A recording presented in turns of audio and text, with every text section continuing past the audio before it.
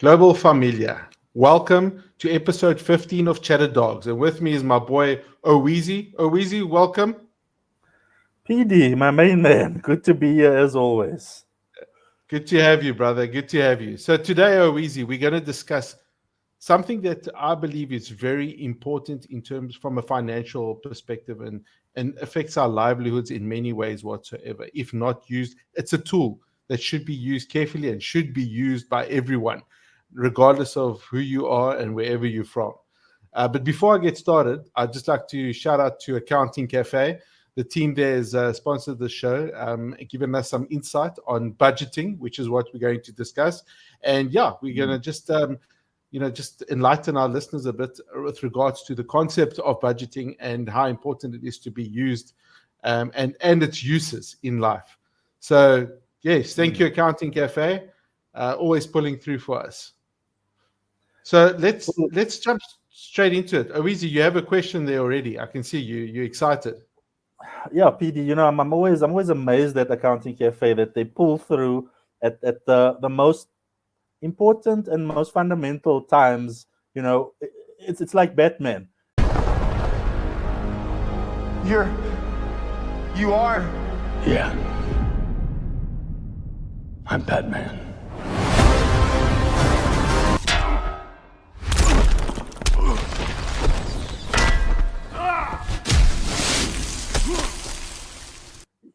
He's there when you need them, And What about looking at it?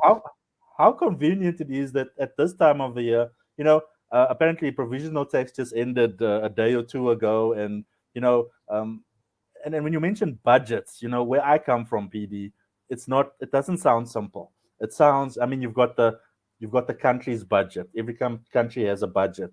The fiscus budget, the municipality budget.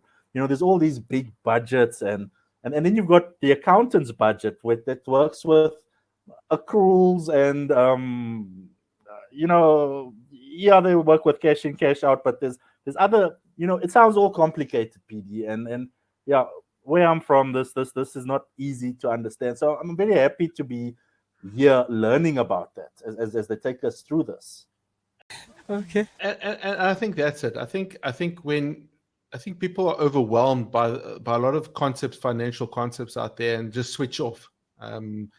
Exactly. To it. They block themselves. They're like, oof, let's leave it for the accountants or leave it for the financial gurus. But it shouldn't be that way. I honestly believe it shouldn't. And one should dummy it down as much as possible. At the end of the day, I always say cash is king, Oweezy. And it's true. And to work out a budget, it's actually, the concept is as simple as money coming in and money going out. That's it. That's what your budget is. You have a balance of cash, money in, money out, and whatever's left is either a surplus or a deficit. And if it's a surplus, it's good because it means you got extra money. What do you do with that money? That's now up to you. Do you put it into savings? Do you put it into retirement annuities, etc., etc.? If there's a deficit, it's a red flag. There's a problem. You should not be in a deficit. It means you're living beyond your means. And that is the issue. And I think a lot of people are faced with that issue. They're using credit card debt. They're using whatever debt they can to cover their living expenses, not realizing that debt accumulates, and the power of cumulative interest, compound interest, sorry. It works for the banks as well. I mean, the more debt being used, the more the interest is being charged. And it's eventually going to take you years, not months. It can take you years to eventually become debt-free. I think one should strive for a debt-free life. It's not easy. We all have debt. I mean, that's it. And we've discussed good debt versus bad debt, but there's debt that people can avoid, and a budget is a visual to tell you, this is how much money I've received. This is how much money I've spent. What have I got left? If I have a deficit, there's a problem. I need to change something, and I need to change it now. I think that's the importance here, Oweezy, is making that change, understanding it, and being honest with oneself. I think that's the most important thing. When it comes to budgeting, your biggest challenge is to be honest with yourself. Not say, but you know what, I can get through this. This is not true. The numbers never lie. And I think you can agree with me there, Oweezy. 100%. And Peter, you know what? And I think in this episode, let's just keep it simple. Let's ignore the terminology of accruals and balance sheets and No, statements of performance and equity, and that's no, not for this episode. People just no. want to know, what do I have coming in, what do I have going out. And I think a lot of people fall into that trap of, they think they might have something coming in, or plan A doesn't exactly work out, and they sort of leverage off that in advance. I'm gonna take that little bit of an upgrade for that, because I know something's coming in, and if that doesn't happen, that's where your deficit comes, your shortfall comes in, PD.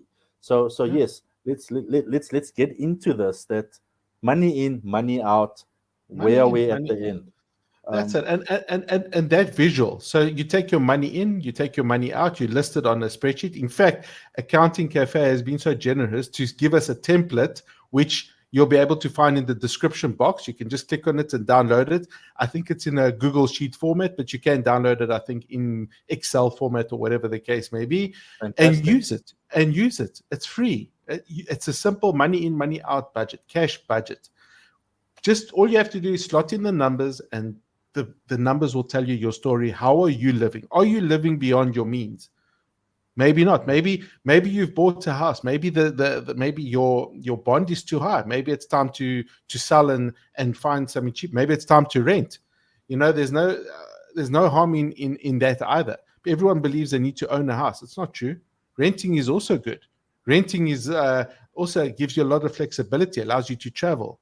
It's not tying you down to anything. So, and what I saw on the show the other night is the presenter was saying, remember, your rent is your maximum that you'll be paying, whereas your mortgage or your bond is the minimum you'll be paying because of the fluctuation in interest rates. So it's always easy to budget when you're paying a rental. When it comes to bonds, it's difficult because if the interest rate goes up, you're going to be paying more.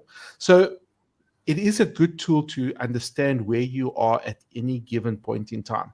Maybe it's your car installments that are too high. Maybe you bought a car that at the time when the interest rates were down, it sounded like a good deal. Now you're paying almost the price of a prop you would on a small apartment or whatever on your installment on the vehicle. These are the things, and you need to be real with yourself, Owizi. This is what I was telling you. Take a step back and say, I'm living beyond my means. You cannot live like this for the rest of your life. How are you going to retire one day? How are you going to live comfortably in your golden years, let's call it that, if you do not have any savings? And I think that's important. Don't try to keep up with the Joneses, guys. Please, we say this in a lot of our episodes. It's not about that. It's about living within your means. Many hours later. And look at put those expenses down. You'll find that extra little debit order, that extra little subscription that you put there, that when you put it down, it adds. It adds. Look after the pennies and the pounds look after themselves. It's an old saying, but a saying with a lot of meaning. If I look back and Owizi, and I'm thinking, if I just put extra money away, I would have been in a much better position. I think many of us would be if we could, because I did. From personal experience, I tried to live the nice life, and I always owe this to myself. I work hard for my money. I owe it to myself. But those luxury items, eventually, it's a phase you go through.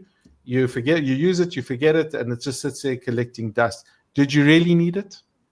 I would have rather have put that into a savings account where I know I could have been living a little bit more comfortably these days. If I just thought twice about making that purchase. One eternity later. The power of social media, the power of advertising, it's very tempting. We know that. We know. Oh, balloon payments on vehicles. It's the worst thing you could ever do, but they're options, and people fall for those traps.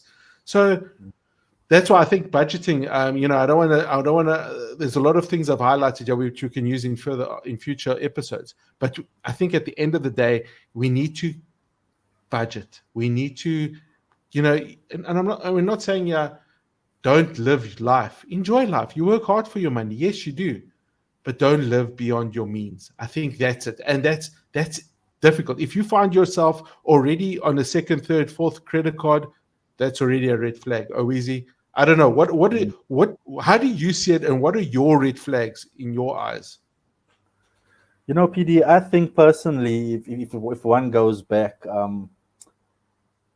because it's so important and budgeting is such an important tool, I believe it should have been taught at school.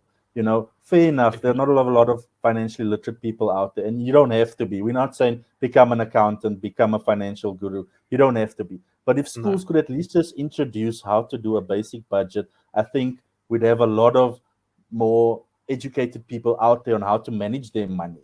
I mean, where do you think things like the debt review and came in? You know, it came in because there were so much people in debt that the government had to step in and say, listen, we're trying to help you here, you know, work with us so that you don't end up losing all your assets, your house, your car, whatever else your furniture, whatever you've bought. These are things that could have been avoided by simple education, and a budget is a simple tool that can. Yes, there's a lot of things out there, like you correctly said. The advertising, take a balloon payment on your car. You know, you're gonna pay less, but you'll pay less in the short run. But in the long run, you're doing nothing but damage yourself. Nobody's taught people this. They don't know. They think it's a good deal. So, PD, I think the budget tool in itself brings a lot of it brings empowerment to people that they can take charge of that budget. But I think also what's more important is they need to go back 6 months at least, record all your expenses so that you know what you've spent in every single month, so that you know these are my costs. It doesn't help starting a budget from day one and you start recording. You need to know. You know, you mentioned something about all those little subscriptions, they add up. What about all those little coffees? What about that hot dog, that sandwich, that hamburger? Those add up too. You know, add them up over a period of time. What could you have done with that money? You know?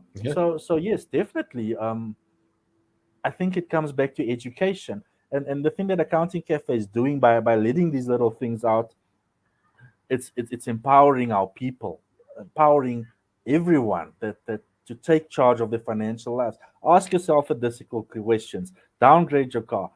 You know, I've even heard some pastors in the church saying, live frugally. Now, I mean, if you go look up what frugally means in definition, half of this population on earth will think they're denying themselves of almost everything. But it's not that. They're just trying to say, be smart with your money. Put it into places where, you know, investing, saving, where it will work for you. You know, we've done episodes on passive income and the returns back and investing. You know, look at those episodes and gain value from that, PD.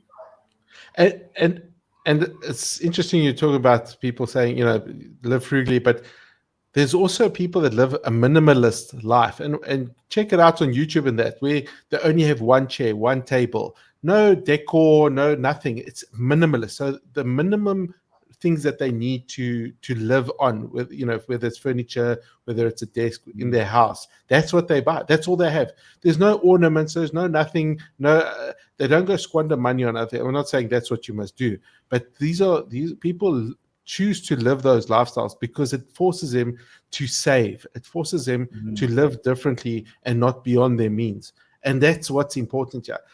You know, the budget that we were so kindly given to share with all our viewers, that's in this description box at the bottom here, is a simple one.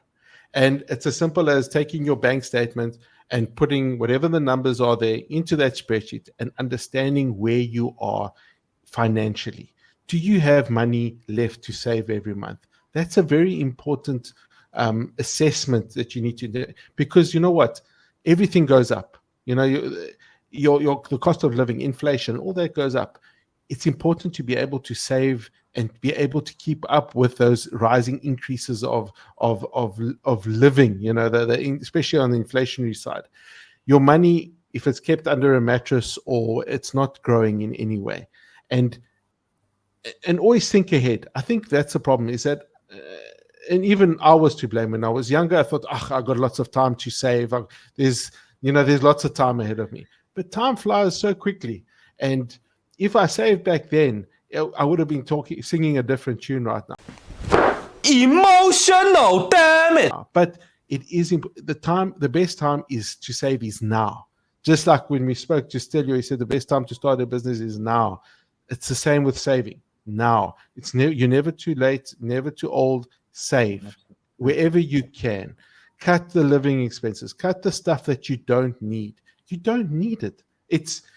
Ask yourself, is it a need or a want? It's very important to be real with yourself, because we can sit here and we can try to justify spending things, and we lie to ourselves just for the sake of buying that or making that purchase. And if you're not sure, speak to your support. We always talk about how important the support group is, or friends that can help you and guide you, and also give you the right bit of advice. You know what I mean? Maybe they will be that angel on the shoulder, or whoever, your conscience, whatever religion you believe in, to tell you, do this, because sometimes you'll listen to them, but you won't listen to yourself, because you will justify making that purchase yourself. So it is important to speak to people and to be careful how you spend your money. Spend wisely. Do you need? And you mentioned something about buying the food, for example, even supersizing. Going for the extra meal and all that. Number one, if you do it, you're going to spend more. And number two, you're also doing yourself injustice with your health by going for. You know what I mean? So it's a double-edged sword. Think about what you're saving. You're not just be able to save money, but you're also saving probably some of your, some years of living by eating a health, following a healthier lifestyle, which is what I'm also trying to put in my life now and to implement is these little things, these little variables, because I believe these little changes in life obviously will have a greater impact in the long term. Easy. Yeah. What's on your mind? Yeah, you mentioned something there about stuff, and I came across a very interesting quote, and me and my memory at this age, I know I'm going to muddle the quote up, but it went something along the lines of, we buy stuff to store our stuff, and we pay for stuff to protect our stuff. You get the idea. And I think the key takeaway here is our stuff. We've just got too much stuff, right? And when you mention minimalistic lifestyle, immediately the light went off in my head, and it got me thinking along the lines of extreme cheapskates. People laugh at these videos and think these people are crazy, but they are doing it for a very good reason. They've got that financial goal that come hell or high water, they are going to hit it. They are going to send their kid to university. They are going to buy that first house or that first property or that first car, cash. It's really not crazy. We do have too much stuff. We've got stuff for stuff, and we're protecting stuff, and we're paying for stuff to protect stuff. And you've got, I actually know somebody who's got 4 cars. He's got a car because he's trying to protect the other car, and then he's got the family car on a Sunday, but there's a weekend car so that the Sunday car doesn't get ruined or too much. I mean, 4 cars, PD. That's why depreciating assets. Why? Depreciating assets. He's paying loans on all of them. I mean, what's insurance, the money being spent on? Insurance. I mean, it's crazy. Wear and tear. Once again, it's too much stuff. It is too much. It's too much, easy. And I think the sooner one realizes that we don't need all this stuff, the sooner one will realize that you can make a change in your lifestyle and live happier and better. Look, I think we're going into the philosophy behind buying and all that now, but going back to budgets, ultimately it all links back to budgeting. Every month, sit down, take your bank statement that's emailed to you or downloaded off the bank or directly off your internet banking, and put those numbers into that spreadsheet that's linked at the bottom here. And do yourself some injustice, but be real with yourself. Understand, say, look at those numbers. Maybe you are aware of your numbers, and maybe it's like, okay, I know this is how much I have, but maybe you surprised to see what the outcome actually is. Maybe you realize you're out of pocket, and being out of pocket is already a red flag. You need to make some critical changes. If it's in the green, if there's a surplus money that you have every month, that's good, because it means you have money that you can put elsewhere and invest, and in order to grow yourself and to be able to provide for your family. But those red flags, as soon as there's a deficit, guys, you need to start cutting up the credit cards. You need to start looking at alternative means of living. It's a problem. Yes. So use the budget. Yeah. Yeah, you don't want to wait until you get into trouble with the creditors where you've got to go on debt review and looking at No. I need legal help to protect my assets because I'm so far gone.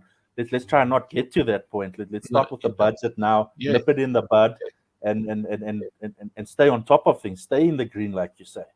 It's important. Yes, absolutely. So I think that's it on budgeting for us. It's if you have any questions, drop us an email. At chatterdogs@gmail.com. If you need any help on how these, how the template works, but it is quite easy to read, easy to understand. But if you have any other issues, feel free to drop us that email into our inbox and make contact with us. That's what we're here for. We're here to help you and guide you and teach you more about budgets, because budgeting is a way of life. It is critical. You need to do it. Don't not do it. I think that's the worst thing you can do to yourself and to your family, by not budgeting every month, every day, every year, and knowing where you are financially. Easy. Any last words from your side? Well, PD, I think you and Accounting Cafe have brought it to the table like it is and spoken like a true champ. I think if there's any last words I could say is, if you fail to budget, you budget to fail. Okay. And that is a very sad story. So I'm going to bow out from here. I'm actually going to go download the budget right now, start crunching some numbers. I'm going to call up Bean Cruncher, who a few weeks ago gave us the 28-day trial thing. I want to know all the numbers, all the crunching. I need to sleep at night. So PD and Oweezy saying peace out, take it easy. Guys, have a good one, and please do your budgets. Like and subscribe. See you soon. 3, 2, 1.